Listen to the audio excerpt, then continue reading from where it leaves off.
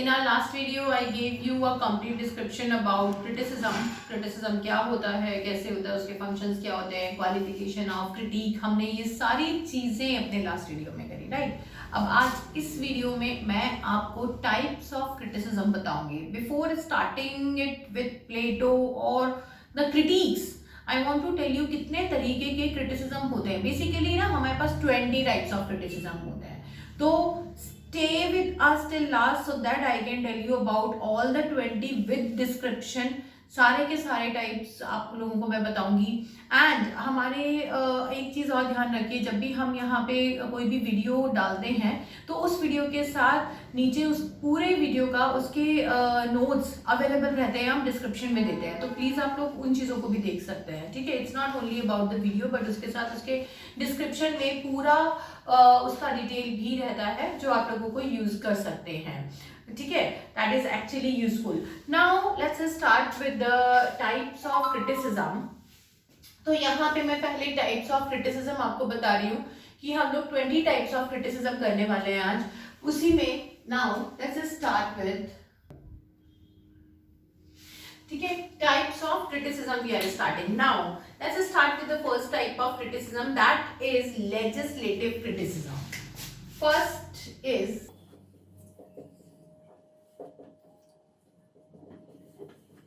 Legislative criticism. Legislative criticism क्या होता है? अब लेजिस्लेटिव का मतलब ही हम लोग जानते हैं, legislative something which is related to legal. तो this is the most ancient type of criticism जिसके अंदर रूल्स एंड रेगुलेशंस को देखते हुए जब कोई क्रिटिक, जब कोई थ्योरिस्ट किसी भी एक वर्क ऑफ आर्ट को, किसी भी एक वर्क को, किसी भी चीज को क्रिटिसाइज करता था या किसी भी चीज को एनालाइज करता था. Criticism means analysis, the combination of positive and negative. तो जब भी कोई किसी चीज को एनालाइज कर रहा है, उसको क्रिटिसिज्म कर रहा है, तो वो हमेशा लेजिस्लेटिव क्रिटिसिज्म कहलाता था. तो this is the oldest type of criticism we have in our history which is related to legislative criticism, related to rules, laws and regulations. जो सेट नॉर्म्स होते हैं, रेगुलेशन मतलब जो सेट नॉर्म्स होते हैं, एंशिएंट नॉर्म्स, उनके हिसाब से किया गया criticism, that is known as legislative criticism. Okay, मैं लिखती जा रही हूँ, साथ साथ में प्लीज इसको लिखते जाइएगा. Now second type of criticism is logical criticism. Second type of criticism is logical criticism. Logical criticism, when a writer used to put his own logic before criticizing something, when a writer used to put his own ideas, like he is in the older times, क्या होता था कि ऐसा तो है नहीं कि सारे के सारे रूल्स ऑलरेडी हमारे पास है. नहीं, रूल्स हम लोगों ने खुद बनाए हैं कि किस चीज को किस तरीके से करना चाहिए, किस चीज को किस तरीके से नहीं करना चाहिए. तो वो रूल सेट करने के लिए हम लोग कुछ लॉजिक्स यूज करते हैं, कुछ फैक्ट्स यूज करते हैं, कुछ थीसिस बनाते हैं, कुछ थ्योरीज क्रिएट करते हैं. तो the process of creating those theories, the process of creating those facts is known as logic. इन लॉजिक्स को इंप्लीमेंट करके जब हम किसी चीज को एनालाइज करेंगे, पॉजिटिव नेगेटिव उसके रिव्यूज निकाल के उसको एनालाइज करेंगे, that is called logical criticism. तो लॉजिकल क्रिटिसिज्म के लिए हम लोग यहाँ पे क्या लिखेंगे? What is logical criticism? Based on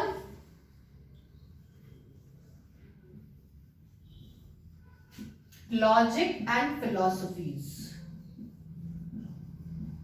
based on logic and philosophies, that is called logical criticism.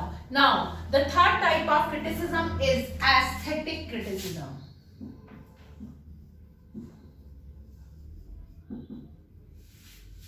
The third type of criticism is aesthetic criticism. ठीक है, aestheticism कल भी बताया था मैंने. aestheticism मतलब to find out the inner beauty, to find out the beauty, the ugliness, the tastelessness, the tastefulness, the colorfulness, the colorlessness in anything. कोई चीज कैसी है, उसका कलर कैसा है. मैंने व्हाइट पहना हुआ है, तो व्हाइट में क्या है? This is colourless, this is like that. Something is transparent, something is opaque, something is very beautiful and something is not at all beautiful. ये सब चीजें क्या है?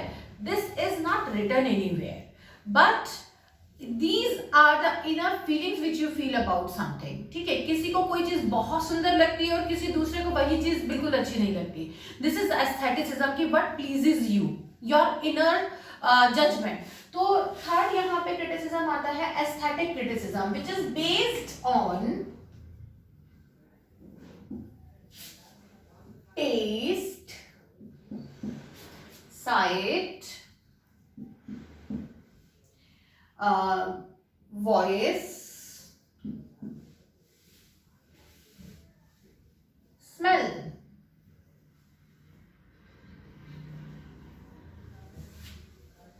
And beauty.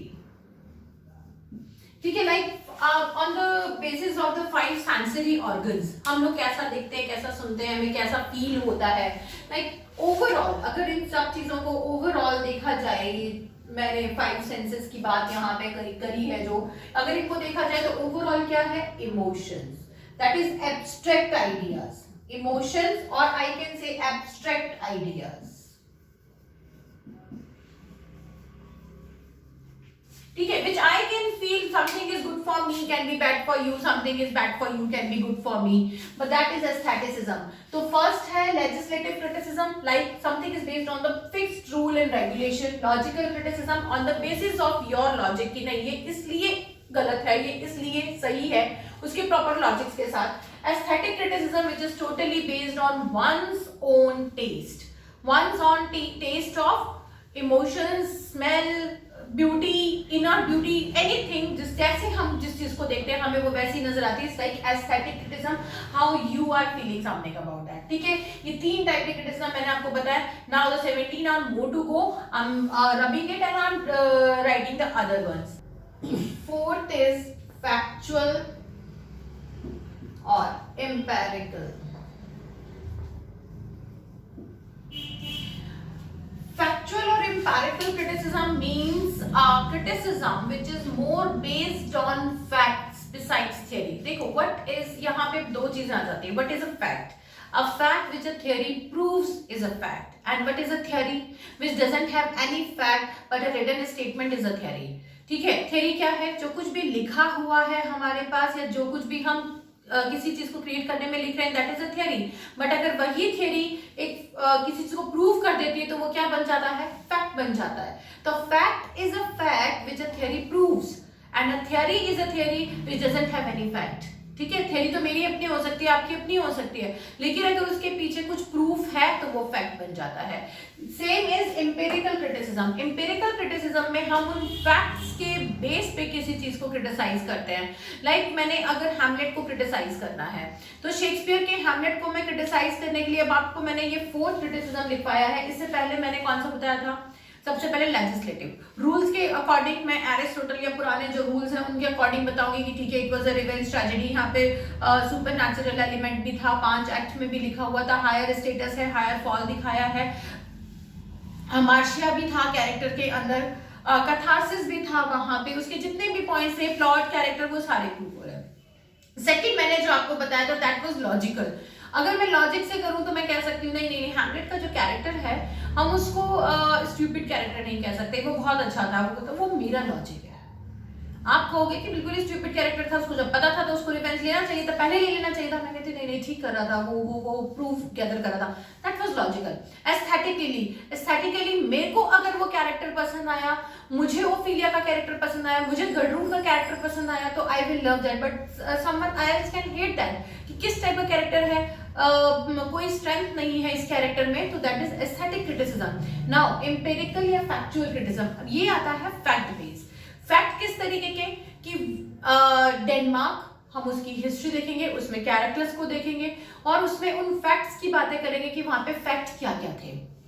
और प्लॉट लाइन क्या थी, प्लॉट लाइन ये थी कि किंग हैमलेट का मर्डर हुआ था, the son Hamlet was taking the revenge, mother's name was Gertrude, she had a relationship with Claudius and with that she planned a murder. तो यहाँ पे ये सारी चीजें क्या है, फैक्ट बेस्ड. अब इन फैक्ट्स को गैदर करके मैं क्या क्रिटिसिज्म करूंगी कि जो कंस्ट्रक्शन शेक्सपियर ने उसका किया, क्या वो ठीक था? क्या वो लीनियर कंस्ट्रक्शन ठीक था? क्या उनकी जो प्लेसेस थी, जो इवेंट्स की प्लेसेस थी, जो क्लाइमेक्स थे, जो एंटी क्लाइमेक्स थे, जो कॉमेडीज थी, जो मैडनेस ऑफ हैमलेट था, आर दे ऑल जस्टिफाइड? तो ये सारी चीजें किस पे आ जाएंगी? फैक्ट बेस्ड आ जाएंगी। ठीक है, कि हिस्ट्री क्या कहती है, जो एक्चुअल फैक्ट है, जो एक्चुअल हिस्ट्री ऑफ हैमलेट है वो क्या कहती है, और ये प्ले क्या कहता है। मैं उन दोनों फैक्ट्स को कंपेयर करूंगी, ना कि मैं अपने लॉजिक्स लगाऊंगी यहाँ पे।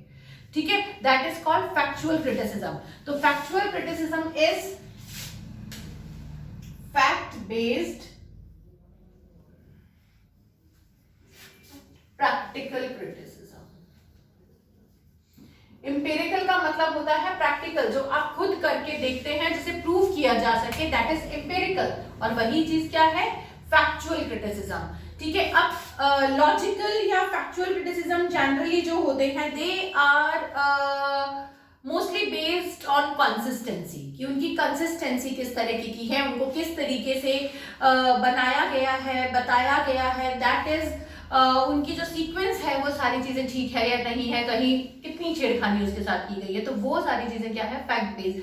फॉर एग्जाम्पल हम हिस्टोरिकल मूवीज देखते हैं, तो फैक्ट क्या कहते हैं और मूवी में क्या दिखाया गया है, हम उनके बेस पे उनकी क्रिटिसिज्म कर सकते हैं, that is called empirical criticism. ठीक है, अब इसके बाद जो आपका नेक्स्ट क्रिटिसिज्म आएगा, that is fifth, is constructive.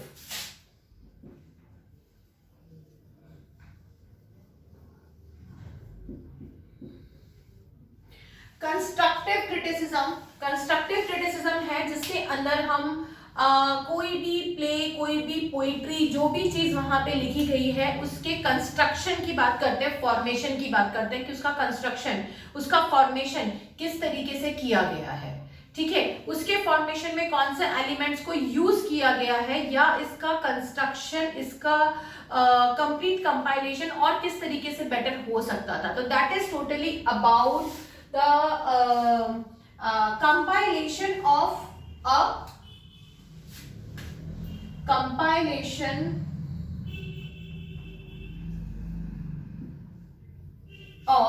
a literary text. It can be a drama, it can be a poetry, it can be a prose, कुछ भी हो सकता है। उसके लिटरेरी टेक्स्ट के कंस्ट्रक्शन के बेस पे इसको कंस्ट्रक्टिव बोलते हैं, कि what are basically the components used for the construction, किस तरीके का उसका पूरा ओवरऑल कंस्ट्रक्शन है, that is called constructive criticism. ठीक है, इसमें मेनली नेगेटिव जो थॉट्स होते हैं, इसमें मेनली जो नेगेटिव पॉइंट्स होते हैं वो ज्यादा निकल कर आते हैं। ठीक है, नाउ नेक्स्ट इज डिस्ट्रक्टिव। इसी का अपोजिट आ जाएगा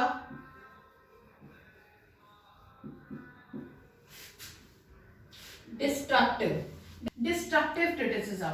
destructive criticism is completely opposite to constructive. Constructive criticism के अंदर उसके पूरे कंपाइलेशन की बात की जाती है, उसके कंस्ट्रक्टिविज्म की बात की जाती है, लेकिन बेसिकली डिस्ट्रक्टिव क्रिटिसिज्म में क्या होता है? डिस्ट्रक्टिव क्रिटिसिज्म यहाँ पे it breaks the idea of criticism.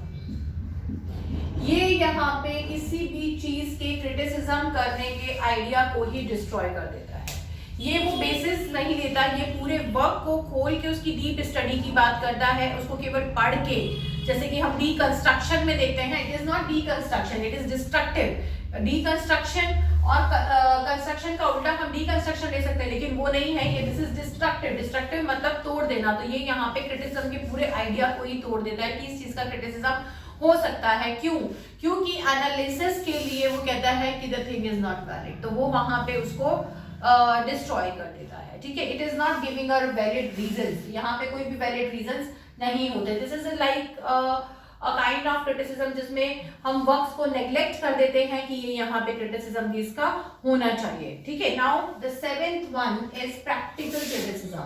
देखिए, मैंने आपको इससे पहले इंपेरिकल क्रिटिसिज्म करवाया। इंपेरिकल क्रिटिसिज्म को फैक्चुअल क्रिटिसिज्म कहा गया था, जो कि फैक्ट्स के बेसिस पे होता होता है, और यहाँ पे प्रैक्टिकल क्रिटिसिज्म होता है जो कि प्रैक्टिकलिटी के बेस पे होता है कि जो मैं बात कह रही हूँ या जो मैं क्रिटिसिज्म कर रही हूँ या जो भी मैंने व्यूज दिए हैं, क्रिटिसिज्म दिया है, एनालिसिस दिया है किसी वर्क का, वेदर इट इज प्रैक्टिकल और नॉट, प्रैक्टिकली वो इम्प्लीमेंट होता है या नहीं होता है। Like for example Ben Jonson ने कहा कि शेक्सपियर ने सारी यूनिटीज तोड़ दी हैं, तो उसने सारा का सारा वर्क जितने भी हैं उसके बेकार हैं या उसके जितने भी वर्क्स हैं उनको वैलिड नहीं लेना चाहिए बिकॉज उसने कोई भी रूल्स फॉलो नहीं करे हैं। तो क्या प्रैक्टिकली वो ठीक था? नहीं, क्योंकि आगे आने वाले प्लेस में उसने खुद ने वो ब्रेक करे रूल्स और तभी वो आगे बढ़ पाया। तो to move on with the time is very necessary. जब एरिस्टोटल ने दिए थे तो that was 1800 1900 years before time when he gave the rules। अब 1900 पहले के किए हुए सेट रूल्स आज हम इम्प्लीमेंट कर सकते हैं। फर्स्ट सेंचुरी में, सेकंड सेंचुरी में, थर्ड सेंचुरी में हमारे एंसेस्टर्स क्या करते थे, किस तरीके से खेती करते थे, किस तरीके से रहते थे, क्या हम उस तरीके से आज रह सकते हैं? क्या वेदर कंडीशंस वैसी हैं? क्या पॉपुलेशन वैसी है? नहीं, practically that is not possible. तो हम उस टाइम पे भी शेक्सपियर ने उन लोगों के एंटरटेनमेंट, उन लोगों के टेस्ट, उन लोगों के चीजों को देखते हुए, सोसाइटी को देखते हुए अपने प्लेस बनाया और उनके एंटरटेनमेंट को किया, and he is a universal writer even now. तो बेन जॉनसन का जो क्रिटिसिज्म था वो क्या था? फैक्ट बेस्ड था, उसने फैक्ट्स बोले थे लेकिन प्रैक्टिकल नहीं था। Now I think it will be easier for you to understand the difference, ठीक है? उसका क्रिटिसिज्म एम्पिरिकल था, उसने बोला था कि उसने ये चीजें करी, वो सही था, लेकिन प्रैक्टिकल नहीं था। तो प्रैक्टिकल क्रिटिसिज्म जिसमें हम लोग किसकी बात करते हैं? Practicality.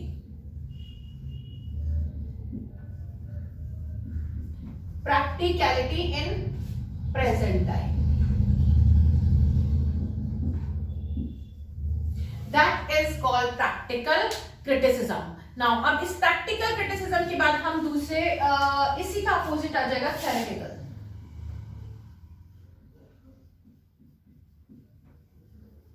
Next is theoretical criticism. तो थ्योरेटिकल क्रिटिसिज्म के अंदर किसकी बात होती है? इसके अंदर बात होती है आइडियाज की, ठीक है? इट्स लाइक जैसे मैंने आपसे पहले बात करी लॉजिकल क्रिटिसिज्म, तो लॉजिकल के साथ साथ प्रैक्टिकलिटी दोनों से मिलके ही एक थ्योरी बनती है। जब हम एक थीसिस लिखते हैं तो हम क्या करते हैं? जो आइडियाज पहले से हैं हम उसको रिसर्च करते हैं, रिसर्च करने के बाद we came up with new ideas, ठीक है? That is like we are creating a new theory about something which is already present there in nature. Theoretical criticism में भी यही होता है। थ्योरेटिकल क्रिटिसिज्म में बेसिकली क्या होता है? जो ऑलरेडी प्रेजेंट चीजें हैं, लाइक कंपाइलेशन क्या था, फैक्ट्स क्या थे, लॉजिक्स क्या थे, प्रैक्टिकलिटी क्या है, उन सब की एक थ्योरी के बेस पे इन सब चीजों को मिला के एक combined presentation of idea, combined presentation of ideas और प्रेजेंटेशन ऑफ एनालिसिस, ठीक है? कंबाइंड प्रेजेंटेशन ऑफ आइडियाज और analysis on the basis of theory and logics, ठीक है? थ्योरीज एंड लॉजिक्स और practices, practices like common practices of that time, कि उस time पे क्या चल रहा है उन चीजों को देखते हुए, ट्रेडिशन को देखते हुए हम लोग यहाँ पे थ्योरीज को बना लेते हैं। That is called theoretical criticism. अब यहाँ पे नेक्स्ट आ जाएगा आपका 9th is moral criticism. No need to explain it very much, we know what is moral criticism. Morality basis पे, एथिकल बेसिस पे किसी भी वर्क को जज करना इज moral criticism। तो यहाँ पे the central of the idea will be ethics, religion, moral values, virtues, vices, हम लोग इनकी बातें करते हैं moral criticism के अंदर। Now the next, the 10th one, I will write it here only, that is liberal criticism। Liberal criticism क्या होता है? लिबरल क्रिटिसिज्म के अंदर हम लोग बहुत सारी चीजों को लिबरली ले लेते हैं, बहुत सारी चीजों को हम इग्नोर करते हैं और केवल किसकी बात करते हैं? केवल पोयम या ड्रामा या जो भी हमारे पास लिटरेरी टेक्स्ट है हम उसके कंटेंट की बात करेंगे तो liberal criticism which is not very strict with anything but they are giving an analysis on a very liberal mode. It is the student of first year second year, if we ask them to write a reference to context, we used to give them a few line and we will ask them to write a reference to context to that. तो वो लोग क्या करेंगे, they are not aware about much of the rules, even they don't know how to implement the rules, they don't know what are the exact criteria to do the criticism. They will focus on the lines and they will write the reference to context. तो वो लोग उसका एक simple language के अंदर analysis दे देंगे and that analysis will be very liberal. ना तो वो राइटर की बुराई करते हैं ना वो राइटर की बहुत अच्छाई करते हैं, वो एक लिबरल ऑनेस्ट ओपिनियन वहां पे प्रेजेंट कर देते हैं. That is called liberal criticism. तो लिबरल क्रिटिसिज्म के अंदर क्या होता है, honest presentation of opinion. Honest presentation of opinion in a liberal language. क्यों लिखा है मैंने liberal language? Because the language cannot be harsh. Honest presentation तो आप अगर उसको नेगेटिव पॉइंट्स है तब भी आप बहुत हार्शली प्रेजेंट कर सकते हो, नहीं, लेकिन चाहे नेगेटिव पॉइंट हो चाहे पॉजिटिव पॉइंट हो, लेकिन उनको बहुत ही लिबरल लैंग्वेज के अंदर प्रेजेंट करना is called liberal criticism. It's like you are not criticising और टारगेटिंग समवन और the work in a very harsh language. That is liberal criticism. So जो भी आप मेरे साथ यहाँ पे ये वीडियो देख रहे हैं, प्लीज इन सबको स्क्रीनशॉट या नोट डाउन करो. मैं इसे रब करके आगे की 10 क्रिटिसिज्म आपको करवाती हूँ. Evaluative criticism. Evaluative criticism means किसी भी वर्क ऑफ आर्ट को 3-4 बेसिस के ऊपर इवैल्यूएट करना. ठीक है, इकट्ठा कुछ एक क्रिटिसिज्म, जैसे मैंने आपको पहले जो 10 क्रिटिसिज्म बताए उन्हीं में से 3-4 पॉइंट्स आएंगे. उन बेसिस पे अगर हम उनको इवैल्यूएट करते हैं तो हम उसे इवैल्यूएटिव क्रिटिसिज्म कहते हैं, जिसके अंदर आपका आ जाता है moral, aesthetic,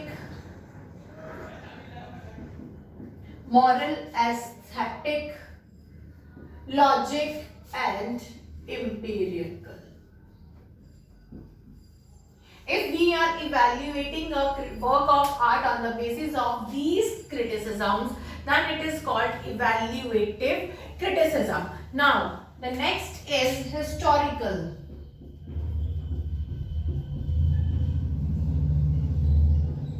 Next is historical. Historical criticism में क्या होता है? Historical criticism in which a work of art is based on the value or relevance with the history. ठीक है, relativity and relevance.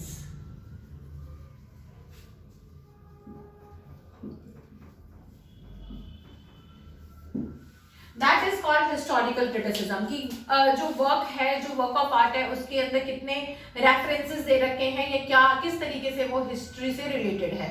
That is called historical criticism. ठीक है, the next one will be biographical criticism.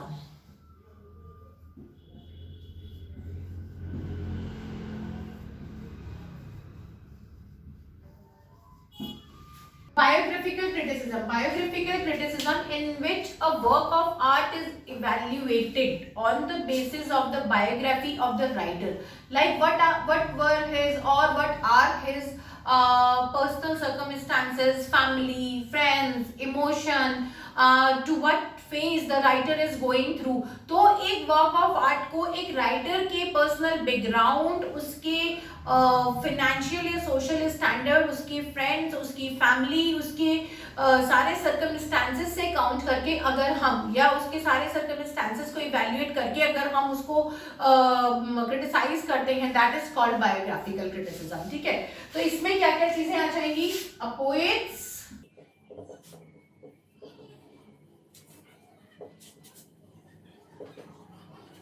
biographical elements such as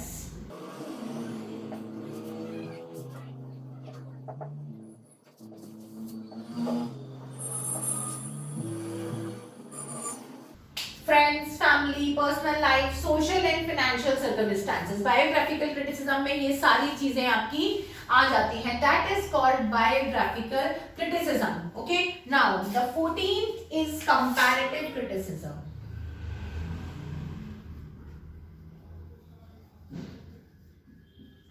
comparative criticism जो already कुछ भी history में कुछ भी पुराना अगर लिखा हुआ है, उससे लैंग्वेज, उसकी लैंग्वेज से लेके, उसके थीम से लेके, उसके प्रोजेक्ट से लेके, उसके आइडियाज से लेके, कहीं से भी कुछ कंपेयर करके अगर हम लिखते हैं, लाइक ऑफ सिमिलर काइंड, कोई भी लिटरेचर लेके हम उसे लिखते हैं तो उसे बोलते हैं comparative criticism. Like for example Spanish tragedy by Kyd and Hamlet by Shakespeare. दोनों का सोर्स क्या है? Uh Hamlet. अगर अब हम इन दोनों वर्क को रख के कंपेयर करेंगे कि एक ही सोर्स के ऊपर स्पेनिश ट्रेजेडी बना है और इसी सोर्स के ऊपर हैमलेट बना, दोनों में कितनी सिमिलैरिटीज हैं, कितनी डिससिमिलैरिटीज हैं, कौन से एलिमेंट शेक्सपियर ने बहुत अच्छे पोर्ट्रे करे, कौन से एलिमेंट किट ने बहुत अच्छे पोर्ट्रे करे, तो इन दोनों चीजों को हम क्या बोलेंगे? Comparative criticism. दैट इज जहां पे एक सिमिलर टाइप के जर्नल को, सिमिलर टाइप के वर्क को कंपेयर करके इवैल्यूएट किया जाता है. That is called comparative criticism. तो यहां पे आ जाएगा to criticise, to evaluate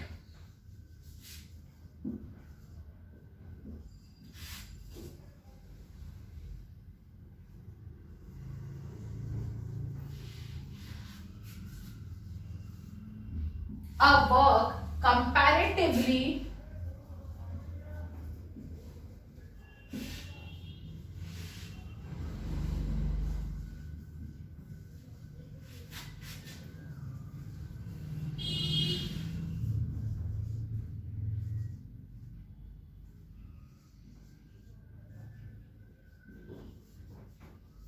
with the work of its same genre or type. उसी genre का या उसी टाइप के सिमिलर वर्क से उसको कंपैरेटिवली इवैल्यूएट करने को हम बोलते हैं कंपैरेटिव क्रिटिसिज्म. ठीक है, ये आप लोग लिख लीजिए. Now the next type of criticism will be descriptive criticism.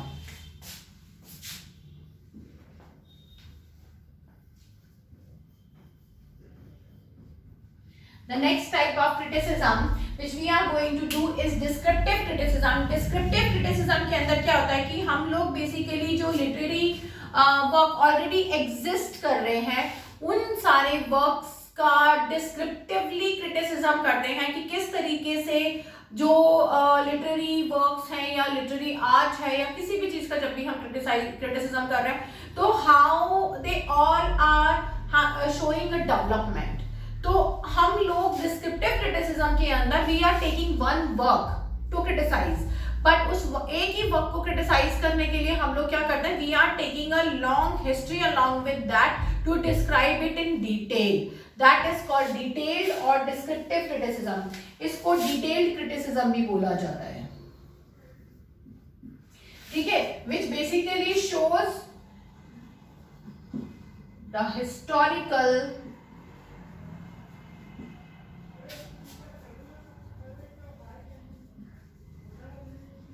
development of the particular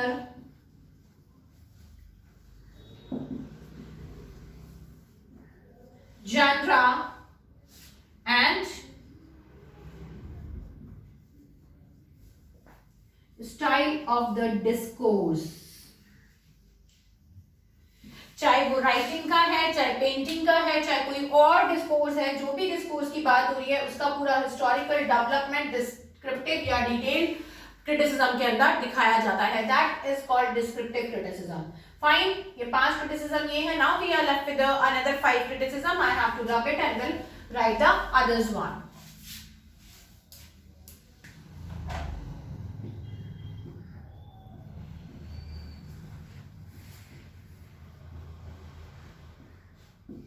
Next is impressionistic. Impressionistic criticism क्या होता है? It is basically not a criticism which is based on any kind of rules or regulation or historically development or any kind of set rules, but it talks about the impression which a critic or a reader have on himself. ठीक है, जब मैं कोई text पढ़ रही हूँ तो उसका मेरे पे क्या असर हो रहा है या मैं उसके बारे में क्या फील कर पाई, मैं उससे कैसे रिलेट कर पाई, what kind of thought comes in my mind, that is called impression. तो यहां पे इस क्रिटिसिज्म के अंदर क्या होता है, personal description of impression, personal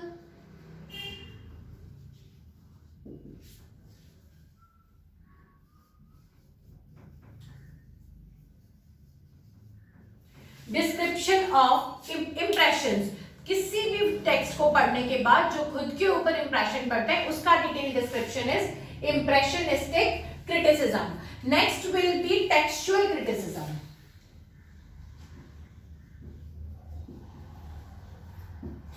textual criticism को हम ऑन्टोलॉजिकल क्रिटिसिज्म भी बोलते हैं, ठीक है, this is also called ontological.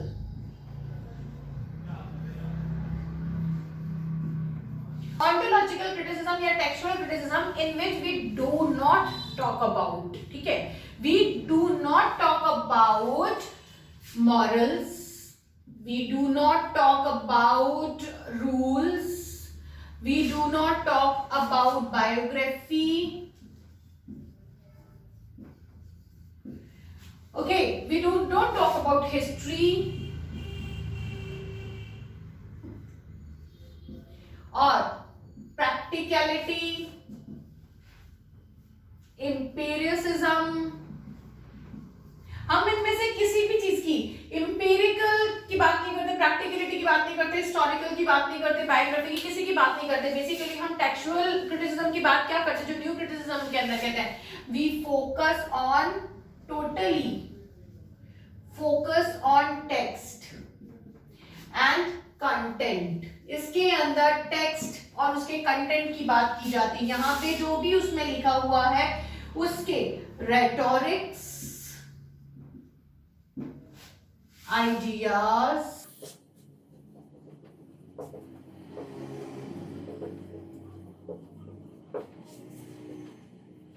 उसमें कौन से कंपैरिजंस यूज हुए, कौन से आइडियाज यूज हुए, कौन से इल्यूजन्स यूज हुए, कौन से रेफरेंसेस यूज हुए, रेटोरिक्स क्या यूज करें, राइमिंग स्कीम क्या है, that is also very important. Prosody, it's very important. Prosody etcetera, that is rhyming scheme कौन सी, ये सारी चीजों को ध्यान में रखा जाता है टेक्सचुअल क्रिटिसिज्म के अंदर। एक टेक्स्ट के अंदर कौन कौन सी चीजें होती है, एक टेक्स्ट के अंदर होता है कि जैसे पोइट्री है तो पोइट्री के अंदर उसमें राइम कौन सी है, ड्रामा लिखा गया है तो उसके अंदर कौन कौन सी ऐसे कैरेक्टर्स लिखे गए हैं, कैरेक्टर कहां से लिए गए हैं, दैट इज एल्यूजन। फिर उसके बाद कौन सा हिस्टोरिकल इवेंट का रेफरेंस लिया गया है, कंपैरिजन किसको किससे किया गया है, उसमें राइमिंग स्कीम क्या है, उसके अंदर मीटर कौन सा है, फॉर्म कौन सा है, ये सारी चीजें यहाँ पर आ जाएगी, दैट इज कॉल्ड ऑन्टोलॉजिकल या टेक्सचुअल क्रिटिसिज्म। लेकिन बाकी की क्रिटिसिज्म की तरह हम इसमें मॉरल वैल्यूज को, रूल्स को, बायोग्राफी को, हिस्ट्री को, प्रैक्टिकलिटी को या उसके फैक्ट्स को जज नहीं करेंगे। या क्या करेंगे, जो एक एक वर्ड है उसका एस्थेटिक वैल्यूज को हम यहाँ पे जज करते हैं, दैट इज कॉल्ड ऑन्टोलॉजिकल या textual criticism. Now the next will be psychological criticism. 18th very easy to understand, word ही बता रहा है हमें कि ये किस तरीके का क्रिटिसिज्म है। Psychological criticism that is like कि जब भी कोई रीडर इसे पढ़ रहा है, what kind of psychological effect it is showing. Second thing, what kind of psychological characters or elements are being used by the writer। तो यहां पे हम केवल साइकोलॉजिकल